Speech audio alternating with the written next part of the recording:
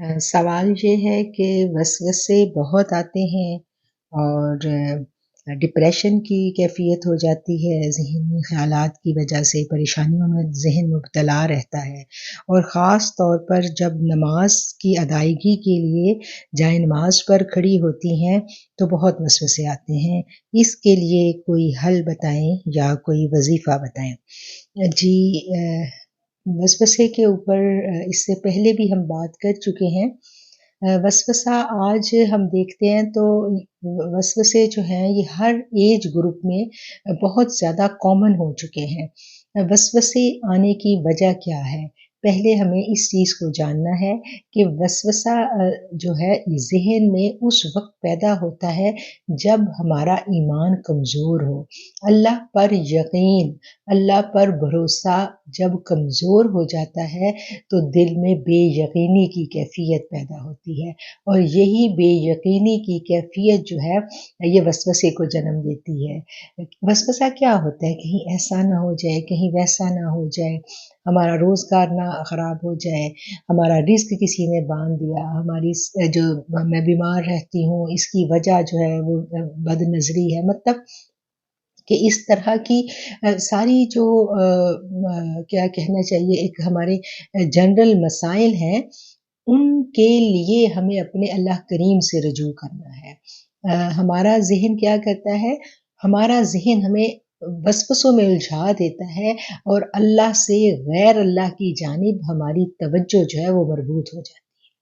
तो अब जब हमने ये देखा कि वसवसा आने की बेसिक जो है, जो वजह जो हमने तलाश की, वो ये है कि अल्लाह पर ईमान की कमज़ोरी, भरोसा नहीं, अल्लाह पर तवक्कुल की कमी, ये वसवसे को जन्म देती है। तो इससे पहले जो हम ने वसवसे के जवाबात दिए, जो ऑडियोज़ हमने की, उसमें हमने इसकी एक वजह जो थी वो ये डिस्कस की थी कि वसवसे की एक वजह ये है कि हमारा दिल और हमारा जो ज़हन है वो अल्लाह की याद से खाली होता है, तो फिर उसमें शैतान वसवसा डाल देता है। अब हम इन दोनों बातों को अगर इकट्ठा रख के सोचें तो ये दोनों बातें दरअसल एक ही बात है। जब हमारा दिल हर वक़्त याद इलाही में रहेगा तो अल्लाह पर भरोसा मज़बूत हो जाएगा।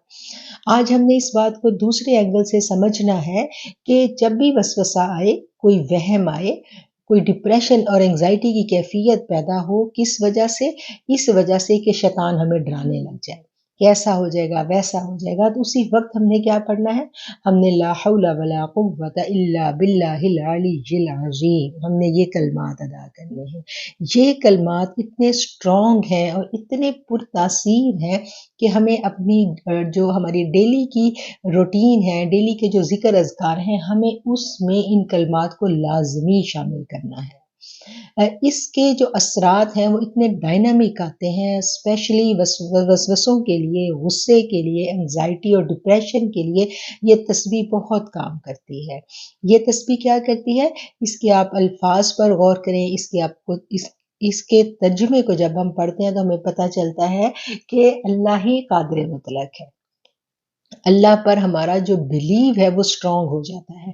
जब अल्लाह पर बिलीव स्ट्रॉन्ग हो जाएगा, जब मुझे पता है कि मेरे रोज़गार का, मेरे बच्चों का, मेरी सेहत का, हर चीज़ का इख्तियारे कुल्ली मेरे रब्बुल आलमीन के हाथों में है।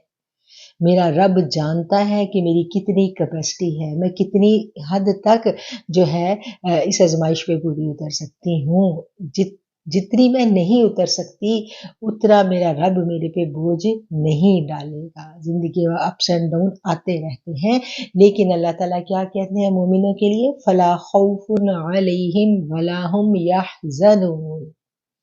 और ये वाली जो कैफ़ियत है फला खौफ, ना उनको कोई खौफ होगा और ना कोई गम होगा, ये कब आती है? जब इंसान मोमिन के दर्जे पर फ़ाइज़ हो जाता है, उसका ईमान स्ट्रॉन्ग हो जाता है। तो इसके लिए ज़रूरी क्या है? जो आपने वज़ीफ़े और ज़िक्र का पूछा, तो ज़रूरी ज़िक्र वसवसे, डिप्रेशन और एंग्ज़ायटी से बचने का क्या है कि लाहौल की जो है कम से कम इसको 100 मरतबा हम डेली पढ़ें। 2 टाइम पढ़ें, सुबह और शाम हम लाहौल की एक-एक तस्बीह करें और अगर मर्ज़ बहुत ज़्यादा है, तो हम इसकी तादाद बढ़ा सकते हैं, ठीक है? اس کو اپنے ورد میں رکھیں، یہ بہت پرتاثیر تسبیح ہے، اس سے آپ دیکھیں گے کہ آپ کی انگزائٹی ختم ہو جائے گی۔ ہم نے اپنا سارا اختیار اپنے اللہ کو دے دیا، جب اللہ کو دے دیا تو پھر ڈپریشن کس چیز کا ہے، پھر پریشانی کس چیز کی ہے، پھر پریشانی نہیں ہوتی، ٹھیک ہے۔ اور دوسری جو اس سوال کا جو دوسرا حصہ ہے وہ یہ ہے کہ وسوسے کی وجہ سے یعنی نماز میں جب ہم کھڑے ہوتے ہیں تو اتنے زیادہ وسوسے آتے ہیں کہ نماز کی کنسنٹریشن جو ہے وہ خراب ہوتی ہے اور نماز یہ ٹھیک طور پہ پڑھی نہیں جاتی۔ تو اس کا جواب بھی سن لیں کہ شیطان کہاں آتا ہے، ٹھیک ہے نا؟ جہاں ایمان ہوگا وہیں شیطان آئے گا، اور جہاں پر دولت ہوگی وہیں پر چور آئے گا۔ تو یہ ایک کامن ٹروتھ ہے، اس کو ہم سب جانتے ہیں۔ وہ ایک نبی کریم صلی اللہ علیہ وسلم کے دور کی بات ہے کہ آپ کے پاس ایک صحابی تشریف لائے اور انہوں نے یہ آپ صلی اللہ علیہ وسلم کی خدمت میں یہی بات عرض کی تھی۔ تو حدیث کا مفہوم میں بتا رہی ہوں کہ انہوں نے بھی یہی کہا تھا کہ ہمیں نماز میں وسوسے بہت آتے ہیں۔ تو آپ نے کیا کہا تھا کہ آپ نے کہا تھا کہ یہ عین ایمان ہے، کہ آپ کو اگر وسوسے آتے ہیں نماز کے اندر تو یہ آپ کے ایمان کی علامت ہے، آپ نماز کو جاری رکھیں اور اس کو ادا کرتے رہیں۔ یہ حدیث کا مفہوم میں بیان کر رہی ہوں۔ تو کیا ہے کہ جب نماز میں ہم کھڑے ہوتے ہیں تو ہمارا تعلق اللہ کے ساتھ جڑ جاتا ہے۔ نماز جو ہے وہ اللہ سے ملاقات ہے، نماز جو ہے وہ ایک اس دنیا سے کٹ کے چند لمحے صرف رب کے ساتھ گزارنے کا نام ہے۔ نماز کی جب روح اور حقیقت ہمیں سمجھ میں آ جاتی ہے تو پھر آپ بلیو کریں کہ نماز پڑھنے کا انداز انسان کا بدل جاتا ہے۔ تو یہ ایک بہت زبردست ایک تعلق اللہ کا اور بندے کا پیدا ہو جاتا ہے، اور یہ کیفیت شیطان کو ناگوار گزرتی ہے، اور شیطان جو ہے وہ پھر اس میں آ کے وسوسے ڈالتا ہے، اور اس کا حل یہ ہے کہ آپ اس کو اگنور کریں۔ آپ نے اس وجہ سے نماز نہیں چھوڑنی کہ وسوسے آتے ہیں ایسی نماز کا کیا فائدہ، نو۔ آپ اس چیز کو ایسے سمجھیں کہ جب آپ کوئی ڈرامہ دیکھنے بیٹھتی ہیں، کوئی سیریل دیکھنے کے لیے، کوئی پسندیدہ مووی دیکھنے بیٹھتے ہیں ہم، تو کیا اس وقت بھی وسوسے آتے ہیں؟ ساری پریشانیاں، سارا ڈپریشن تو اس وقت بھی ہمارے ساتھ ہے۔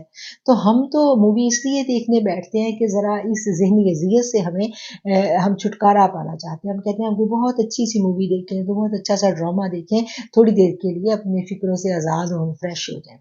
تو اس وقت تو کوئی شیطان نہیں ہوتا، ہم پورے کے پورے اپنی ذہنی صلاحیتوں کے ساتھ اس مووی میں انوالو ہو جاتے ہیں۔ ایسے ہی ہے نا، غافل ہو جاتے ہیں، وہ تو لمحے غفلت کے ہوتے ہیں، ٹھیک ہے۔ تو اس وقت ہم اتنے انوالو ہیں، ہم ارد گرد سے بے خبر ہیں، کیوں؟ کیونکہ ہمیں ایسے لگ رہا ہے کہ ہم یہ دیکھیں گے تو ہم تھوڑی دیر کے لیے اپنے غموں سے، اپنی پریشانیوں سے چھٹکارا حاصل کر لیں گے، ٹھیک ہے۔ تو پھر یہ کیا وجہ ہے کہ اس وقت تو کوئی غم، پریشانی، وسوسہ تنگ نہیں کر رہا، تو نماز میں ہی تنگ کر رہا ہے۔ تو اس چیز کو ہمیں سمجھ لینا چاہیے کہ نماز میں کیوں تنگ کر رہا ہے۔ شیطان کو پریشانی لگ گئی ہے نا کہ یہ اپنے رب سے جڑنے جا رہا ہے، یہ میرے ہاتھوں سے نکل رہا ہے، تو پھر وہ کیا کرتا ہے، پھر وہ آپ کو روک نہیں سکتا، وہ آپ میں وہم اور وسوسے ڈال دیتا ہے۔ تو اس سے پریشان نہیں ہونا، آپ نے اپنی نماز کی ادائیگی کو قطعاً جو ہے وہ مؤخر نہیں کرنا، اور اس سے ڈرنا نہیں ہے کہ وسوسوں والی نماز کہاں قبول ہوگی، میری تو نماز ہی ٹھیک نہیں ہے، کیا فائدہ پڑھنے کا، نو، اس طرح کی کوئی بات بھی ہمارے ذہن میں نہیں آنی چاہیے، ٹھیک ہے۔ اور اس کا جو حل ہے وہ میں نے آپ کو بتا دیا۔ اور یہ جو ایک اور بات اکثر ہم لوگوں کے ذہن میں آ جاتی ہے کہ ڈپریشن ہے، اتنی انگزائٹی ہے، کیا کرے، نماز نہیں پڑھی جا رہی، اور اس ڈپریشن کی وجہ سے جسم بے جان ہے، اٹھا نہیں جا رہا۔ تو اس چیز کو یاد رکھیں، نماز اتنی خوبصورت عبادت ہے، اتنی خوبصورت عبادت ہے کہ اس کے بارے میں کہا جاتا ہے نا کہ جب آپ نماز پڑھتے ہیں تو یہ آپ کی جو تھکاوٹ ہے یہ اس کو بھی دور کر دیتی ہے، یہ ڈپریشن کو دور کرتی ہے۔ کیوں؟ کیونکہ آپ اس ماحول سے نکل کے کہیں اور جا رہے ہیں۔ جب نماز کی جو حقیقت اور جو اس کی روحانی کیفیت ہے، جب ہم اس تک پہنچنے میں کامیاب ہو جاتے ہیں، اس کو سیکھ لیتے ہیں، تو پھر یہ بہترین مراقبہ ہے، یہ بہترین حل ہے ان سب باتوں کا۔ لیکن یہ ابتدائی سٹیج میں ایسا ہوتا ہے، اس سے پریشان نہیں ہونا، بالکل اس کو اگنور کرنا ہے، ٹھیک ہے۔ چلیں، بہت شکریہ۔